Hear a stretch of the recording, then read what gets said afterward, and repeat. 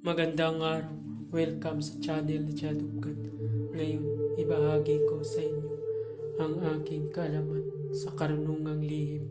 Narito, orasyon sa pagtatawas na gamit ang papel.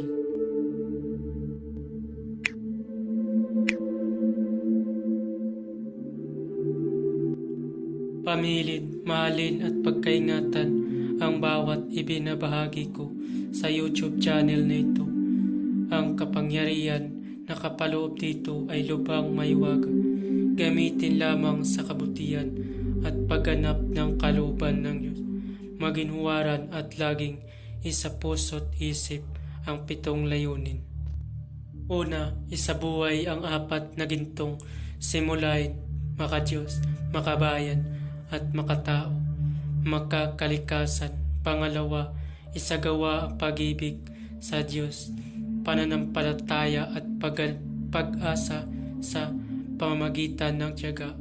Pangatlo, isakatuparan ang kabutihan, katwiran, kalinisan, katotohanan, kadalisayan, kaliwanagan, at kababaan ng kalooban.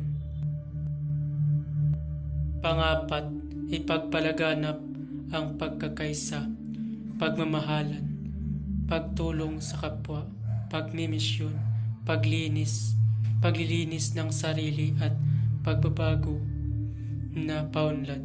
Panglima, magkaroon ng paggalangan, pag-unawaan at pagmamahalan sa isa't isa bilang mga kapatid at kapwa-tao. Panganim, maging dakila sa isip, sa salita at gawa para sa Diyos, sa bayan at tao. Pangpito, ipagpatibay ang kautusan ng Diyos, tumulong sa pagpapaunlad ng katawan ng bawat kasapi ng samahan at tumupad sa adikain ng Diyos sa tao. Sa pamamagitan ng pagsunod sa mga layuning ito, ang isang naghahanap sa Diyos ay makakasumpong sa Kanya at hindi pagkakaitan ng Kanyang liwanag. Pamamaraan.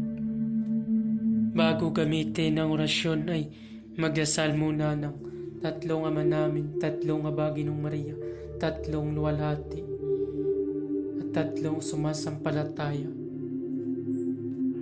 At isunod ito.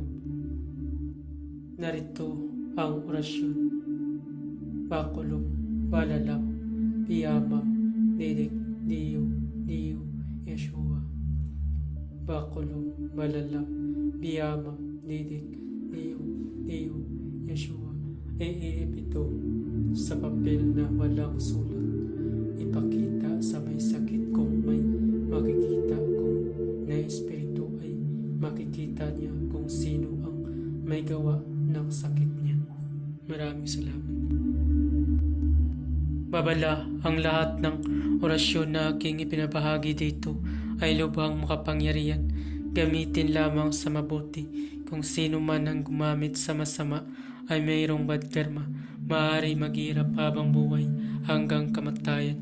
Maraming salamat po.